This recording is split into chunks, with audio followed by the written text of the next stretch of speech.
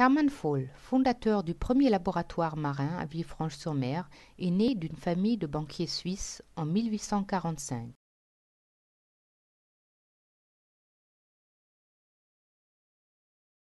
Il est orphelin très jeune et à 10 ans, il se trouve en pension à Genève sous la houlette d'un zoologiste de talent, Édouard Claparède. Sur son conseil, Hermann Voll suit les cours des meilleurs biologistes de l'époque.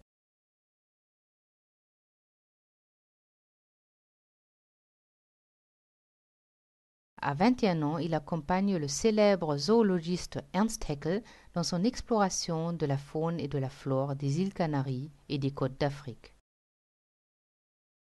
Hermann Voll prend goût au cabotage et à la collecte d'organismes marins tels ce Béroé, dont il fera son sujet de thèse. De retour en Europe, il soutient sa thèse de médecine sur l'anatomie et le développement du Béroé. En 1871, Hermann Voll séjourne dans une villa près du port de Nice et étudie la faune planctonique de Villefranche-sur-Mer, dont un de ses maîtres, Carl Vogt, lui a vanté l'exceptionnelle diversité et l'abondance. Voll se marie, fonde une famille et fait la navette entre la maison familiale près de Genève, une villa de médecine où il a installé un laboratoire, et Villefranche-sur-Mer. À Genève, il enseigne l'embryologie et poursuit ses recherches sur la fécondation chez les mollusques, les oursins et les étoiles de mer. En 1877, il observe pour la première fois la fécondation d'un œuf d'étoile de mer. Il constate que le spermatozoïde fusionne avec l'ovocyte et lui transmet son noyau. Une découverte qui fonde les bases d'une compréhension de l'hérédité.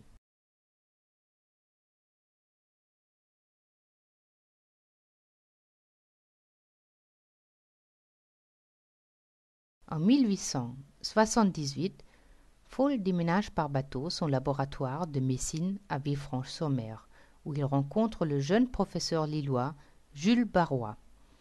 Ensemble, ils créent un premier laboratoire dans une tour carrée du Lazaret. Un mois avant sa mort, en 1882, Charles Darwin encourage Barrois à créer une station marine internationale à Villefranche-sur-Mer, sur le modèle des stations de Naples et de Roscoff.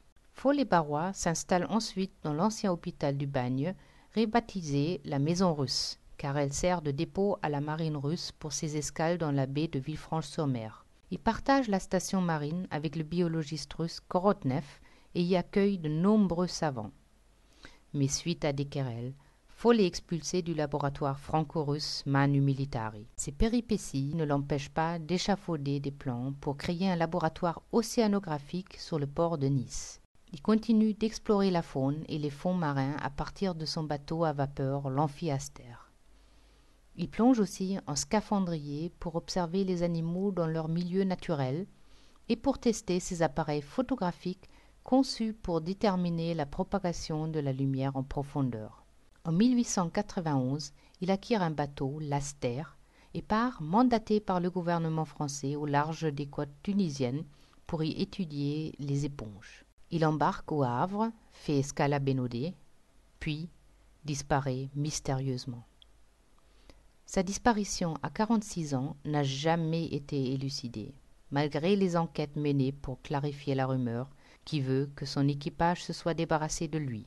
L'œuvre de ce brillant personnage aux multiples talents se poursuit de nos jours à la station marine de Villefranche-sur-Mer.